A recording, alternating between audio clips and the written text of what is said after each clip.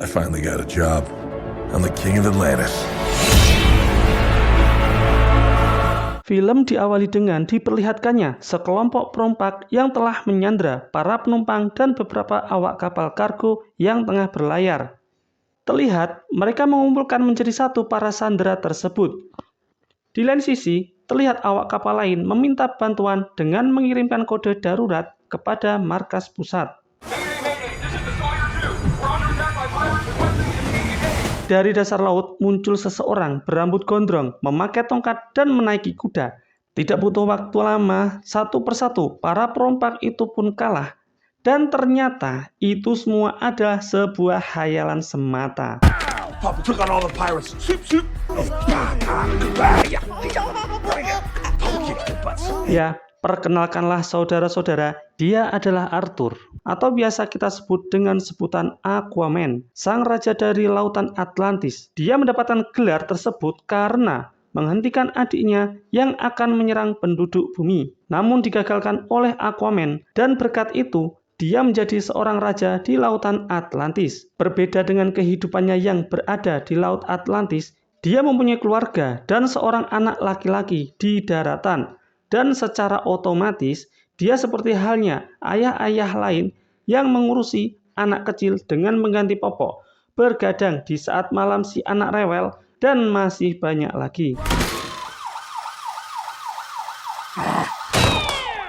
Anak laki-laki tersebut sepertinya akan menjadi kuat dan hebat seperti ayahnya. Terlihat ketika dia berada di depan ikan yang berada di dalam akuarium, dia telah mampu memancarkan sesuatu untuk dapat berkomunikasi dengan ikan tersebut. Seolah ikan tersebut merespon dengan apa yang dia katakan. Terlihat dari formasi ikan-ikan tersebut yang menghadap ke arah anak kecil tersebut, seolah ingin menyampaikan sesuatu kepada dirinya. Dan momen ini pun terlihat oleh kakeknya, dan Arthur terlihat sangat bahagia sekali karena anaknya telah mewarisi kemampuannya. I can't wait to introduce you to all the majestic creatures on our planet. Scene berpindah di mana seorang laki-laki yang memasuki sebuah markas di dataran salju. Ya, perkenalkan dia adalah David Kane. Tidak disebutkan di mana tempatnya itu berada, namun yang pasti sepertinya mereka mempunyai sebuah misi yang sangat rahasia. Ya, sepertinya laki-laki tersebut mempunyai dendam yang sangat dalam terhadap Aquaman. Dendam yang dari dulu dia pendam atas kematian sang ayah karena dibunuh oleh Aquaman di film sebelumnya. We're close this time. I can feel it. Di tempat lain, kita diperlihatkan oleh seseorang yang bernama Dr. Shin.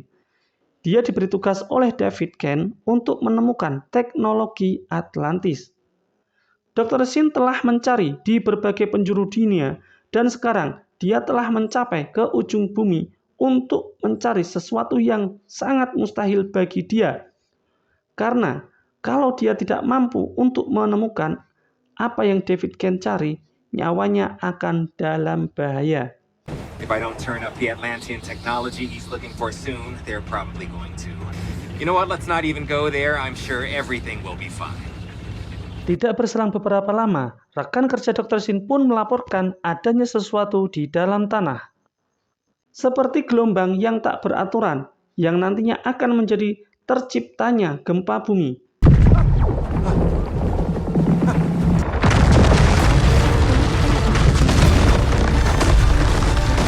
Dan ya, tidak berapa lama, getaran tanah pun muncul disusul oleh retakan es yang semakin besar, sehingga menciptakan pergeseran tanah secara tiba-tiba dan mengakibatkan Dr. Shin beserta temannya terperosok ke dalam retakan es tersebut.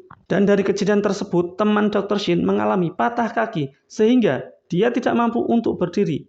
Namun, bukan itu saja yang mesti mereka khawatirkan, karena sesuatu yang mengerikan sebentar lagi akan muncul di hadapan mereka. Ya, sesosok makhluk yang terlihat seperti ular pun datang dan dengan cepat menarik rekan Dr. Shin.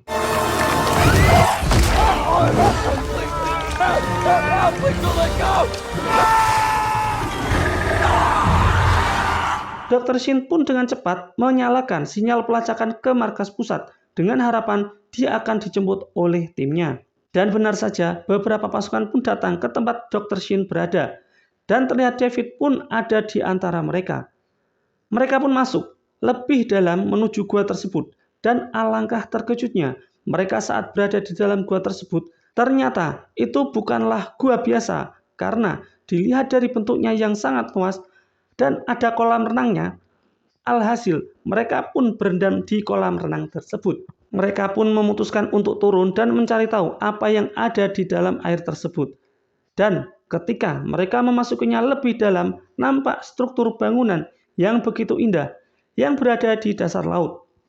Terlihat seperti ada kehidupan sebelumnya, namun kehidupan tersebut hilang ditelan oleh lautan yang sangat dalam. We stumbled upon something big here, Doc. Ketika mereka semua menyebar untuk mencari sesuatu petunjuk, tiba-tiba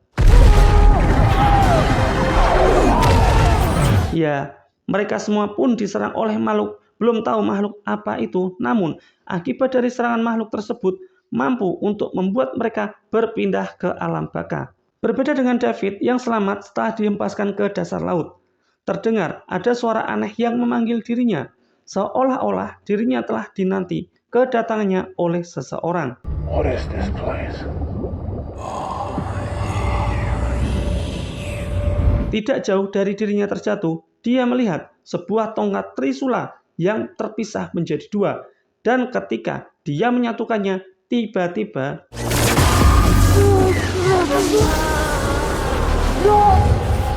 Free me from my prison, and I will grant you the strength. seolah David Kane mendapat kekuatan yang dahsyat dan terhubung dengan sebuah entitas yang sangat jahat. Namun, entitas tersebut tidak mampu berbuat banyak dan dia ingin segera dibebaskan. Dengan imbalan, David Kane akan diberi kekuatan yang sangat dahsyat yang nantinya dia akan mampu membalaskan dendamnya kepada Arthur dan seluruh kerajaan Atlantis.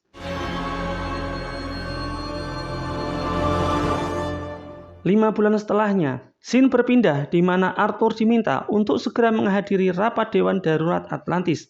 Para dewan ingin menyampaikan atas serangan di Ninth Triad dari Atlantis dan wabah di kerajaan manusia. Karena selama ini belum pernah terjadi situasi yang memprihatinkan seperti ini. Seperti halnya peningkatan keasaman laut, penurunan kadar oksigen, dan pertumbuhan alga beracun. Menurut Dewan Atlantis, kerajaan manusia telah meracuni atmosfer mereka. Dan para dewan ingin Arthur segera menangani masalah tersebut. Arthur pun menjawab, jika mereka ingin membantu kita, maka kerajaan Atlantis harus memberitahu bahwa kita ini ada. Selama ini kerajaan manusia tidak mengetahui akan keberadaan kerajaan Atlantis, dan Arthur ingin Atlantis ikut terlibat dalam masalah ini dan untuk menggabungkan teknologi Atlantis untuk memperbaiki kerusakan di kerajaan manusia. Atlantis wants this. There's a whole generation out there that don't want to hide anymore. Namun para dewan Atlantis menolak usulan Arthur karena itu semua bertentangan dengan tradisi mereka yang selama ini telah mereka rahasiakan. Dan jikalaupun Atlantis ingin menampakkan diri ke permukaan, itu bukan untuk bekerja sama atau hidup berdampingan, melainkan untuk melenyapkan kerajaan manusia. It will be to eradicate, not to coexist. Scene berpindah di suatu tempat di Samudra Atlantik. Terlihat kapal selam yang tidak biasa digunakan pada umumnya, namun diawaki oleh para manusia. Lebih tepatnya, para pasukan yang ingin membuat masalah dengan Atlantis, khususnya Arthur. Lalu dimulailah operasi misi rahasia yang paling berbahaya. Tim infiltrasi terdiri dari 3 orang, yang salah satunya adalah David Kane. Dan kapal selam atau mesin kuno yang dicari Kane beserta timnya di awal film tadi telah ditemukan dan sekarang mereka gunakan untuk misi tersebut. Dr. Shin merasa aneh ketika tiba-tiba Kane tahu tentang semuanya setelah dia menemukan tongkat trisula berwarna hijau tersebut. Tentang apa bahan bakar yang harus digunakan, tentang rahasia yang mustahil untuk diketahui. Namun Kane dengan mudah mengetahuinya, seakan-akan memang dia sudah mengetahui sejak awal atau ada jin yang bersarang di dalam tubuhnya. Ya, misi ini adalah untuk mengambil bahan bakar yang disebut dengan orichalcum di tempat penyimpanan yang paling mustahil untuk dicuri. Karena gudang penyimpanan tersebut dilengkapi dengan sistem pertahanan keamanan yang berlapis. Perlahan namun pasti terlihat David Kane sedikit demi sedikit telah memasuki tempat penyimpanan tersebut. Dr. Shin menjelaskan bahwa misi ini harus berjalan tidak lebih dari 15 menit dan tidak boleh terjadi sedikit pun kesalahan. Namun tatkala mereka sedang memindahkan bahan bakar tersebut, tiba-tiba alarm peringatan pun berbunyi dan Ken memerintahkan perubahan rencana dan ingin mereka segera dievakuasi sekarang juga apapun yang terjadi. Terlihat komandan kapal selam memerintahkan kepada semua kru untuk segera ke posisi tempur. Sistem pertahanan kerajaan Atlantis pun merespon dengan mengunci target dan dengan segera menembak dan menghancurkan kapal penyusup tersebut. Namun, dengan adanya teknologi shield yang berada di dalam kapal tersebut, membuat mereka dengan leluasa melewati sistem pertahanan tersebut dengan membalikkan keadaan dan membuat sistem tersebut lumpuh.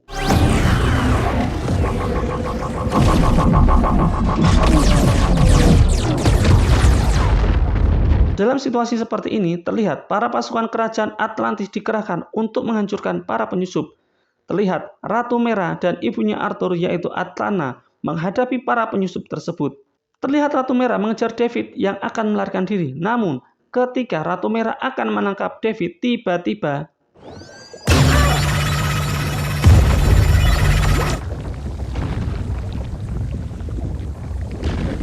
laser pun ditembakkan oleh David dan dengan seketika mengenai Ratu Merah sehingga dia pun tersungkur penuh luka dan tak sadarkan diri.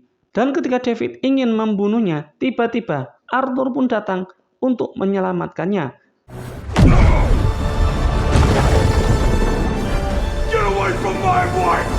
Tetapi akhirnya David pun berhasil meloloskan diri. Akibat kejadian tersebut, para dewan ingin menurunkan tahta Raja Atlantis yaitu Arthur karena Arthur dianggap tidak mampu untuk melindungi penduduk Atlantis. Arthur pun berencana untuk meminta bantuan saudaranya yaitu Orm yang telah dia penjarakan dahulu. Namun ide tersebut ditentang oleh King Nerus. Dan setelah melewati perdebatan yang lumayan lama, akhirnya King Nerus setuju dengan ide Arthur. Namun dengan catatan Arthur tidak boleh tertangkap. Anyone finds out, if you're caught, then help me not get caught. Scene berpindah ke sebuah gurun Sahara atau lebih familiar kita sebut sebagai padang pasir, tempat di mana tidak ada pohon yang tumbuh dan tidak ada rumput yang bergoyang. Di tempat inilah Orm adik Arthur dipenjara, lebih tepatnya dia dikurung di bawah tanah yang dalam, yang jauh dari permukaan bumi. Misi pembebasan pun mulai dilakukan dan terlihat Arthur ditemani oleh seekor gurita alias Topo sebagai pembantunya nanti saat di tujuan. Tactical Operations and Pursuit Operative. Topo, for short. Singkatnya, kita diperlihatkan bagaimana kondisi Orm saat ini selama berada di tahanan bawah tanah tersebut. Ya, terlihat kurus, kering, tidak terlihat seperti pria pada umumnya. Lebih tepatnya seperti manusia yang hidup lama di dalam hutan belantara.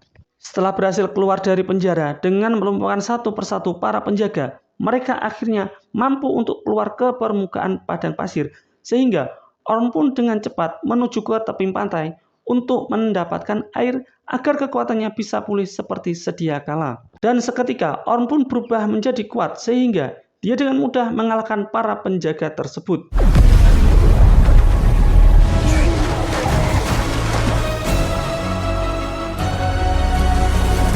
Scene berpindah di mana David Ken telah berada di markasnya.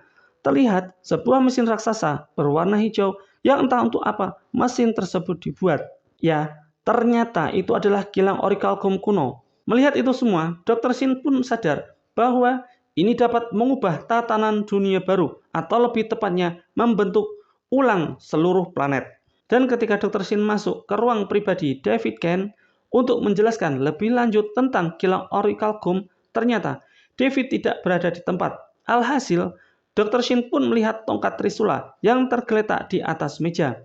Naluri keinginan tahunya pun muncul seketika, sehingga dia memutuskan untuk mengambil tongkat Trisula tersebut dan menyatukannya.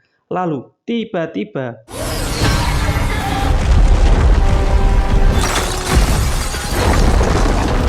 ya, dia pun melihat tentang masa depan walaupun hanya sesaat, tentang apa yang akan terjadi selanjutnya. mengenai apa yang mereka lakukan saat ini, tentang kebangkitan iblis yang sangat berbahaya.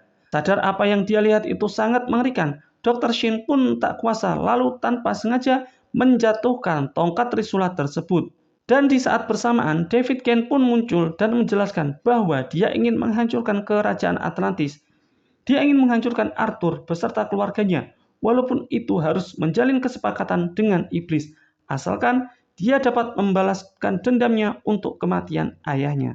Even if I have to make a deal with the devil to do it. Scene berpindah di mana Arthur dan Orm telah sampai di markas David, dan satu persatu para penjaga pun nampak dilumpuhkan oleh mereka. Namun, langkah mereka terhenti oleh Dr. Shin yang telah menodongkan senjata ke arah mereka. Namun tidak berapa lama Dr. Shin pun mengurungkan niatnya dan mengutarakan keinginannya untuk ikut bersama mereka. Tetapi sebelum itu terjadi, tiba-tiba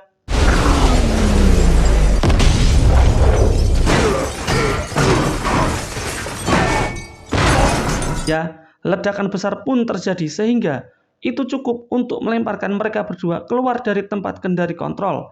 Dan pertarungan antara David Cain melawan dua bersaudara itu pun terjadi. Namun, mereka berdua terlihat sangat kewalahan karena David yang sekarang menjadi sangat kuat sehingga mereka pun nampak kesulitan untuk melawannya. Ketika detik-detik terakhir David akan menghabisi Orm dengan tombak Trisulanya, tiba-tiba gunung itu pun terguncang hebat seakan-akan terjadi sesuatu yang dahsyat di tempat itu. Ternyata pasukan gabungan Atlantis pun datang dan akan menghancurkan gunung tersebut beserta isinya. Terlihat gunung itu pun mulai runtuh terkena tembakan. Di sini David mencoba untuk meloloskan diri, namun dihalangi oleh Arthur. Tetapi aksi Arthur tersebut terhenti akibat tembakan dari kapal selam musuh. Dan akibat dari tembakan itu, Arthur sempat tertindih batu. Namun tidak berapa lama, sang istri pun datang menyelamatkannya. Atas kejadian tersebut, Orm tanpa sengaja dapat melihat masa lalu yang tiba-tiba muncul dalam ingatannya ketika dia tanpa sengaja memegang Trisula warna hijau tersebut. Dia menjelaskan kepada yang lain bahwa dia ingat betul atas apa yang terjadi pada masa lalu. Dia menceritakan bahwa dahulu, pada masa kerajaan Atlan terdapat 7 kerajaan Atlantis yang bersatu. Dan kota hitam adalah kutukan bagi mereka semua. It's called Necros. Orm menjelaskan salah satu dari ke-7 kerajaan tersebut telah mengeksploitasi Orichalcum sehingga kerajaan Necros dengan cepat menjadi negara adidaya yang berbeda dari yang lainnya. Namun itu semua harus dibayar dengan mahal karena Raja Necros yaitu Kordak telah dirasuki pikirannya oleh kekuatan jahat. Alhasil, Kordak pun mengubah rakyatnya dan dirinya sendiri menjadi monster dan melawan Raja Atlan. Singkatnya, Atlan pun dapat mengalahkan Kordak dan memenjarakan dia dan pasukannya beserta seluruh kerajaan Necros dengan mantra yang ditulis dengan darahnya sendiri. Dan untuk memastikan kekuatan gelap Kordak tidak muncul kembali di masa yang akan datang. This evil was supposed to remain frozen for eternity. Dan untuk itulah alasan kenapa kerajaan Necros dihilangkan dari sejarah dan hanya darah dari keturunan Atlanlah yang dapat membuka segel tersebut. Sadar akan hal tersebut, Arthur menyadari bahwa anaknya Junior dalam keadaan bahaya. Namun itu semua telah terlambat karena David Cain telah menculiknya. Penta to Junior. Scene berpindah di mana Cain telah sampai ke tempat tujuan yaitu di ujung laut Antartika. Dia ingin segera membebaskan Raja Kordak secepat mungkin agar dendamnya kepada Arthur segera terpenuhi. Di sisi lain, Arthur dan yang lain pun telah sampai ke tempat lokasi. Namun, di sini dia harus menghadapi pengikut David beserta kapal selamnya dengan cara yang unik yaitu dengan memanggil ikan paus dan sejenisnya untuk melawan senjata sonik dengan cara yang sama, namun dengan frekuensi yang lebih tinggi.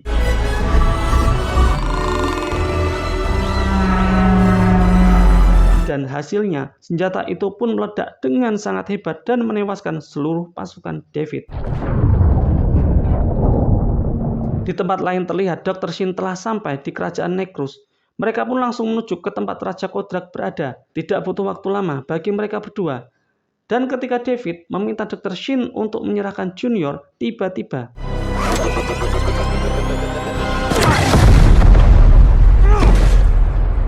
ternyata tas tersebut telah diganti dengan bom oleh Dr. Shin.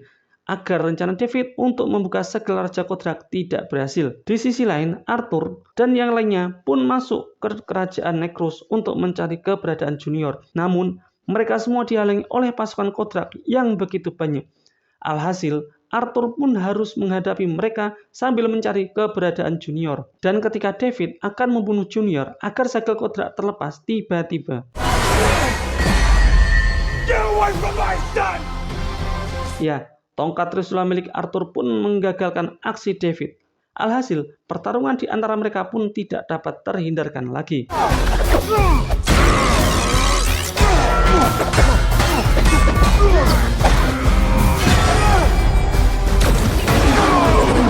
Dan ketika Mera dan Junior ingin pergi, tiba-tiba tongkat Trisula milik David pun dilemparkan dan hampir saja mengenai Mera. Namun Orm dengan cepat menangkap tongkat tersebut dan menyuruh Mera untuk segera pergi. Namun hal yang tidak terduga terjadi. Tiba-tiba kekuatan jahat Kodrak ingin mengambil alih kesadaran Orm untuk segera membebaskan dirinya dengan balasan seluruh kekuatannya akan menjadi milik Orm. I live again. Namun itu semua tidak berlaku kembali tatkala Arthur dengan segera membunuh Kodrak dengan cara melempar dua tongkat Trisula ke arah wajahnya.